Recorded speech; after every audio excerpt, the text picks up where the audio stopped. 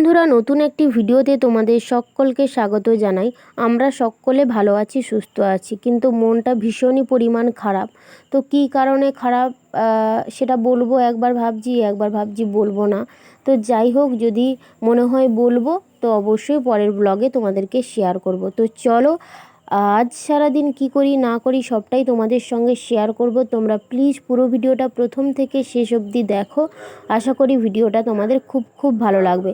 তো আমাদের বাড়ির এইখানে আগামীকাল পুজো রয়েছে। তো পুজোর জন্য মাইকের আওয়াজ, ভয়েস তোমরা অনেক কিছুই শুনতে পাচ্ছ, একটু ম্যানেজ করে নিও। যাই হোক, ঘুম থেকে উঠেই প্রত্যেক দিনের তো কাজ থাকে, বাসি ঘরের কাজকর্ম। আজ তবে সোমবার, তো সেই কারণে বাড়িতে কিন্তু অনেক কাজকর্ম ছিল।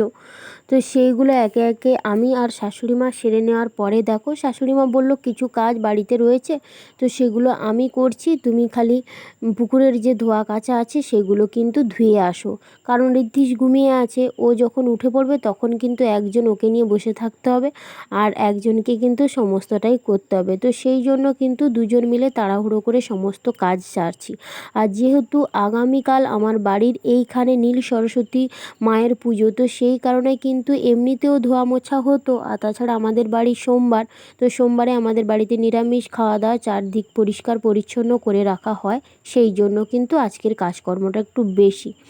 তো দেখো, তোমাদের সঙ্গে কথা বলতে বলতে কিন্তু আমি জামা কাপড়গুলো ফেলছি। আর একটা কথা কি জানো তো বন্ধুরা, মানে বাড়ির এত কাজকর্ম, তারপরে ঋদ্ধিশের টাইমে খাওয়ানো, ওষুধ খাওয়ানো, এত কিছু থাকে। তো সেই কারণে নিজের জন্য না কোনো কিছুই সময় হয় না যে নিজের জন্য কোনো কিছু করবো, কারণ নিজে কি ঠিকঠাক হব, কি সাজগোজ করে কোথাও যাব, তখন কিন্তু না সত্যি কথা বলতে ইচ্ছে করে না। তো যাই হোক, দেখো তোমাদের সঙ্গে কথা বলতে বলতে জামা কাপড়গুলো ধুয়ে নিয়ে এসে মেলে দিতে না দিতেই কিন্তু দেখো জল চলে এসছে। তো সেই কারণে কিন্তু ওই গামলিটা কিন্তু আলাদা গামলিতে জামা কাপড়গুলো রেখে দিয়েছি, আর একটা গামলিতে সমস্ত বোতল রাখা ছিল, তো সেগুলো নিয়ে চলে এসেছি দেখো কলপাড়ে। আর কলপাড়ে কাকিমা ঠাকুমা সবাই জল ধরতে আসবে, তো সেই কারণে আগে কিন্তু আমি বোতল কয়েকটা ধরে নিচ্ছি, তারপরে কিন্তু ওরা পরপর জল নেবে। যেহেতু আধা ঘন্টা মতন জল দেয়, তাই অনেক সময় শর্ট হয়ে যায়, যেহেতু সকালবেলা সবার বাড়িতে একটু বেশি জল লাগে সেই কারণে। তো চলো, আগে টুকটুক করে কাজগুলো সেরে নিই, তারপরে তোমাদের সঙ্গে কথা হচ্ছে।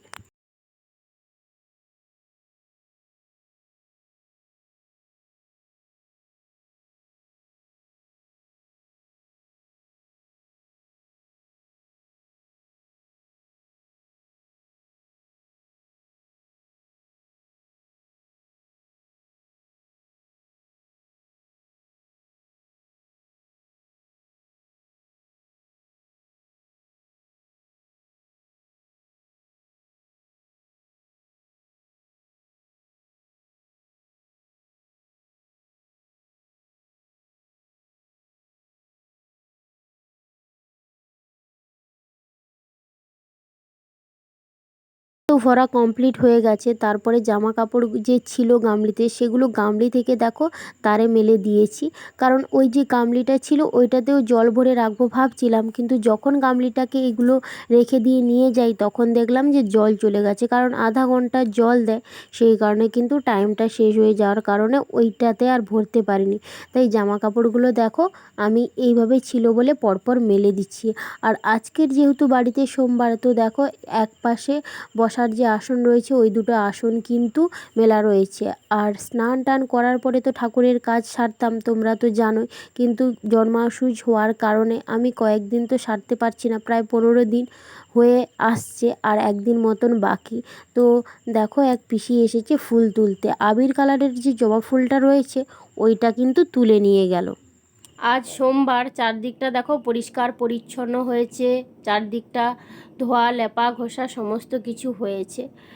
তো ঋদ্ধিশের এখানে দেখো মাছ রয়েছে, তো মাছ দেখো শিঙি মাছ একটা মারা গেছে, আরও অনেকগুলো ছিল, তো কালকে মারা গেছে, আমরা খেয়েছিলাম। তো দেখো ওর জন্যই তো আনা, তো সেই কারণে ভাবছি সোমবার আমরা নিরামিষ খেয়ে নেব। তো ওর জন্য এই আর একটা মাছ দিয়ে, আর এই মাছটা দিয়ে, এইটা সবে সবে মরেছে, তো এইটা দিয়ে কিন্তু ওর ঝোল বানিয়ে দেব।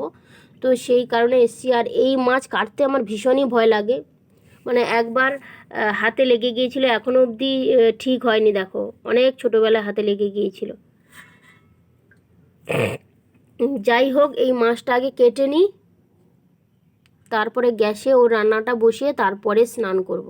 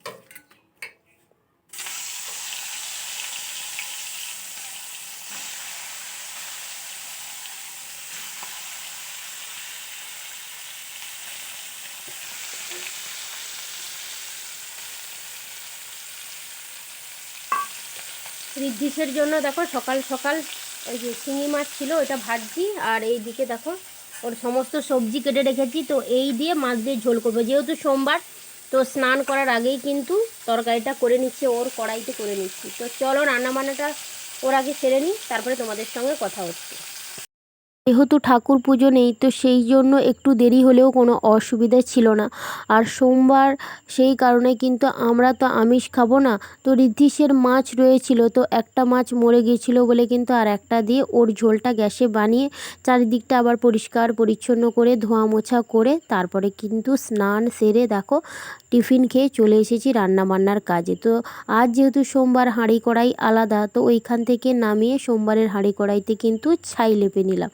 তারপরে দেখো, তো একটু রোদে রেখেছিলাম, কিন্তু রোদে তো আর রাখার উপায় নেই, ঋদ্ধিস এসে নোংরা করছে, তো সেই কারণে নিয়ে চলে এসেছি কড়াটা, আর হাঁড়িটা নিয়ে এসে দেখো উনুনে চাপিয়ে দিচ্ছি। তো চলো দুপুরে রান্না বান্নার কাজটা সেরে নিই। আর আজকে যেহেতু নিরামিষ খাওয়া দাওয়া, তো আমাদের জন্য কিন্তু নিরামিষ রান্না হবে, আর ঋদ্ধিসের তরকারিটা কিন্তু করে আমি অন্য জায়গায় রেখে দিয়েছি। তো চলো রান্না বান্নার কাজটা আগে সেরে নিই, তারপর